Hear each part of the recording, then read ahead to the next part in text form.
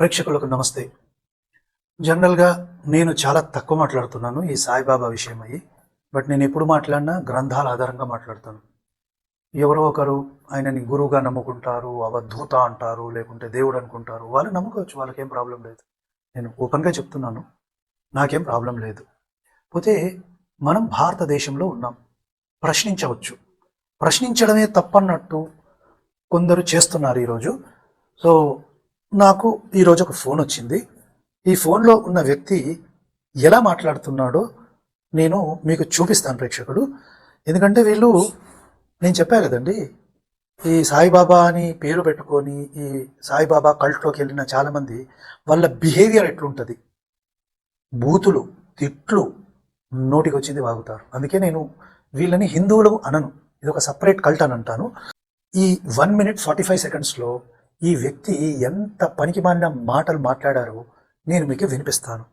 So నేను క్యాజువల్గానే తీసుకున్న తర్వాత ఇప్పుడు ఏ మాటలు అంటే జనరల్గా నేను రికార్డ్ కూడా చేయను, కానీ ఎవరన్నా పద్ధతిగా మాట్లాడతాడేమో అని కొంచెం చూశాను. ఇవి చూస్తే ఇది సాయిబాబా గురించి అంటే సరే ఒకసారి రికార్డులో పెడదాంలే అని పెట్టాను. సో మనం విందామండి, దీన్ని అనలైజ్ చేసుకోవాలి. అదే అంటే బాబా ఏదో హిందూ కాదు, హిందూ కల్ట్, సాయి కల్ట్ అది మాట్లాడుతున్నారు కదా, అంటే దేనికండి, ఎందువల్ల అట్లా మాట్లాడాల్సి వస్తా ఉంది?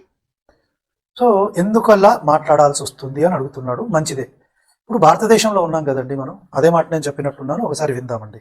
మేము అడుగుతున్నాం కదండి క్వశ్చన్, అంటే మాట్లాడొద్దా? భారతదేశంలోనే ఉన్నామండి మనం, లేకుంటే మనం ఆఫ్ఘనిస్తాన్, పాకిస్తాన్ లో ఉన్నామండి.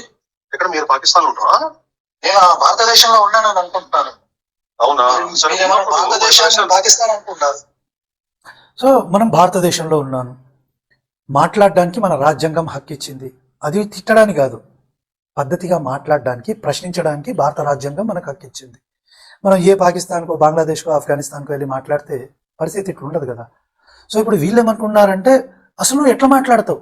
అరే మాట్లాడే హక్కు రాజ్యాంగం ఇచ్చింది, నువ్వు అసలు మాట్లాడకూడదంటే నేను ఏ పాకిస్తాన్లోనో ఉన్నాను అనుకుంటా.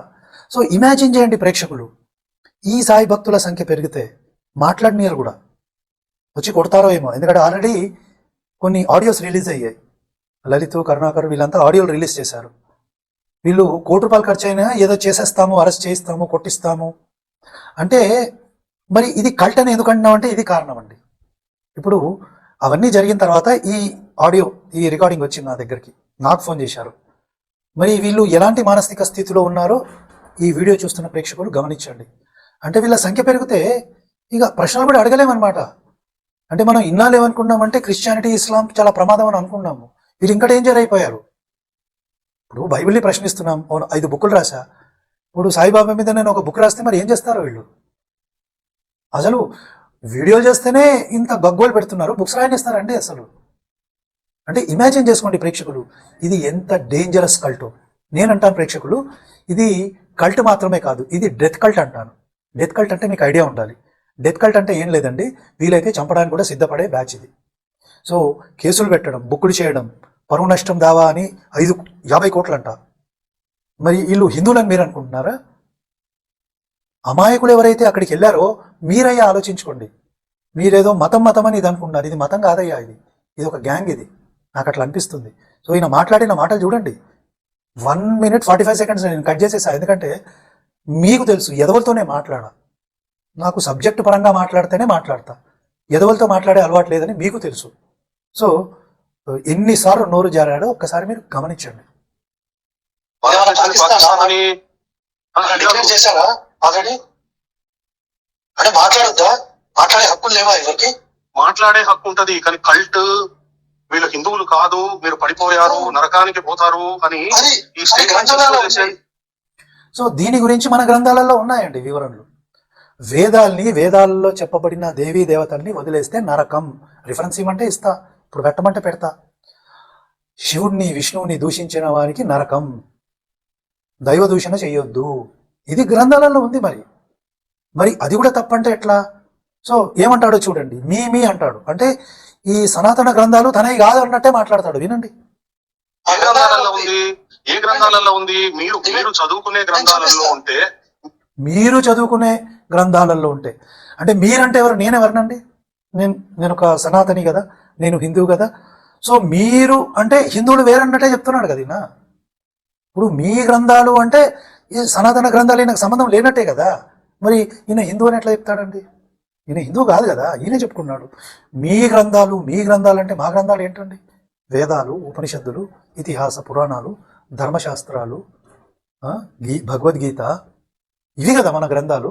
మరి మీ గ్రంథాలు అంటే ఈ గ్రంథాలన్నీ ఈయన కావన్నట్టే కదా, అలాగే చెప్తున్నాడు కదా. మరి ఈయన హిందూ అని ఎట్లా చెప్పుకుంటాడు? అంటే సాయిబాబా కల్ట్లో ఉన్నవాళ్ళు వీళ్ళకు వేదాలు అవసరం లేదు, ఉపనిషత్తులు అవసరం లేదు, ఇతిహాస పురాణాలు అవసరం లేదు. వాళ్ళకు 2 బుక్కులేవో మనుషులు రాసుకున్నవి ఉన్నాయి, అదే కావాలి వీళ్ళకి.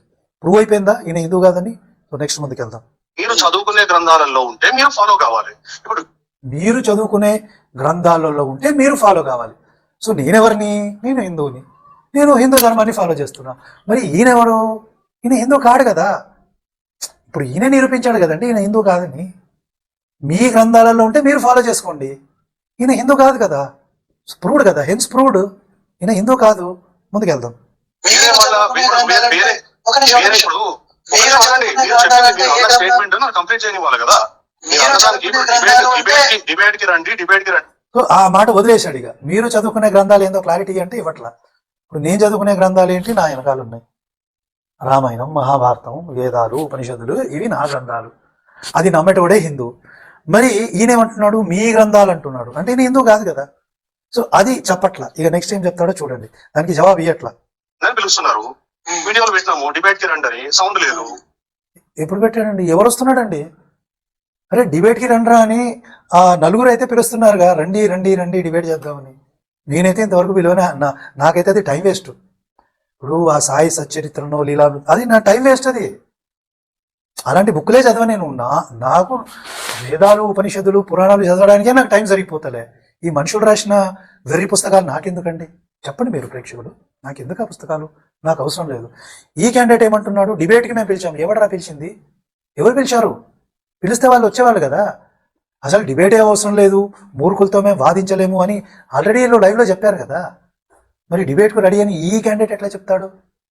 ఇది విషయం కాదు. నెక్స్ట్ మాట్లాడే మాటలు ఈ ఎదవ ఎవడో వినండి. స్టేట్మెంట్లు ఇస్తున్నారు, అది కాదండి, కొంచెం సిగ్గుపడాలి కదా. ఇప్పుడు అనాదిగా హిందూ మతాన్ని భ్రష్టు పట్టించి ఈ ముండా కొడుకులు కులాల పేర్లతో, ఈ ముండా కొడుకులు అంట, ఈ పదం వాడాడు చూడండి, మళ్ళీ ఒకసారి పెడతాం. స్టేట్మెంట్లు ఇస్తున్నారు, అది కాదండి, కొంచెం సిగ్గుపడాలి కదా. ఇప్పుడు అనాదిగా హిందూ మతాన్ని భ్రష్టు పట్టించి ఈ ముండా కొడుకులు కులాల పేర్లతోటి ఎవరు ఈ వేదాన్ని పట్టుకొని ఆమ్నాయ పీఠాలు, ఈ పండితులు ఎవరినండి? పండితులను, ఆమ్నాయ పీఠాలను బూతులు తిడుతున్నాడు ఈ క్యాండిడేట్. వీడు హిందూ అండి ప్రేక్షకుడు, వీడు హిందూ అవుతాడా? గురువులని, మన గురువులని, మన పీఠాలని తిడుతున్నాడు వీడు. ఎం కొడుకులు అంటున్నాడు వీడు. వీడు హిందువా? మీరు చెప్పాలి ప్రేక్షకులు. సో నా రియాక్షన్ ఎట్లుంటుందో తెలుసు కదా, నేను ఎదవలతో మాట్లాడినని. ఇప్పుడు వాళ్ళు ముందుకు వచ్చినావంటే నా చెప్పుతో దొర బలపడతా. అంత దమ్ముందా? సో ఇది నా రెస్పాన్స్. చెప్పుతో కొడతా నేనైతే వీడిని నా ముందుకు వస్తాయి. ఎందుకంటే మన పీఠాల్ని, మన గురువులని ఎం కొడుకులు అన్నాడు వీడు. వీడు ఎట్లనండి హిందువుడు? నేను చెప్పా కదండి, సాయి భక్తులు ఎవరైతే అమాయకులు ఉన్నారో మీరు దీని నుంచి బయటికి రావాల్సిన సమయం ఇది. సాయి భక్తులు మనం చెప్పుకున్నారు కదా, ఈ టాప్లో ఉండి ఈ పిచ్చి పట్టిన వాళ్ళు ఎట్లా ఉన్నారో గమనించుకోండి. వీళ్లకు వేదాలంటే గౌరవం లేదు, ఉపనిషత్తులు, పురాణాలు గౌరవం లేదు. పీఠాలని నడిపించే గురువులను ఎం కొడుకులు అంటున్నాడు. ఈయన చెప్పుతో కొట్టాలా లేదా చెప్పండి ప్రేక్షకులు. నేను అదే మాట అన్నా, నువ్వు కనుక నా ముందుంటే నా చెప్పుతో నేను కొడతా. చెప్పన్నా తెగాలి, వీడి దౌడన్నా ఇరగాలి. ఏమంటారు ప్రేక్షకులు? నేను తప్పు మాట్లాడన్నా? ఇలాంటి పనికి మాలిన దమిడికి పనికిరాని సన్నాసులతో మనం టైం వేస్ట్ చేసుకోవాలండి? ఈ కల్ట్ మీద ఫైట్ చేయాలా లేదా మీరు చెప్పండి ప్రేక్షకులు నాకు. ఇలాంటి దరిద్రపు కల్ట్ మీద మనము ఫైట్ చేయాలా వద్దా? ఫైట్ చెయ్యాలి అని చెప్పినోడే హిందూ. ఫైట్ చెయ్యొద్దు, అన్నీ ఒకటే, సాయిరామ్, సాయి కృష్ణ అన్నోడు ఎవడన్నా ఉంటే ఇక నేనైతే బూతులు తిట్టాలని ప్రేక్షకులు. ఎందుకంటే నేను సాయి భక్తుని కాదు, నాకు బూతులు రావు. బైబిల్ చదివిన చాలా మంది మన వాళ్ళు కూడా బూతులు తిట్టడం అలవాటు చేసుకున్నారు, అలవాటు అయింది వాళ్ళకి. ఈ సాయి కల్ట్లో పోయినవాడు బూతులే తిడతాడండి. మనిషి కాదు, మనిషిగా మాట్లాడలేదు, మర్యాద ఉండదు. అరే ఎవడో తెలియని ఒకడిని పట్టుకొని దేవుడు అనుకుంటే వాడికి ఎట్లా వస్తుందండి మర్యాద?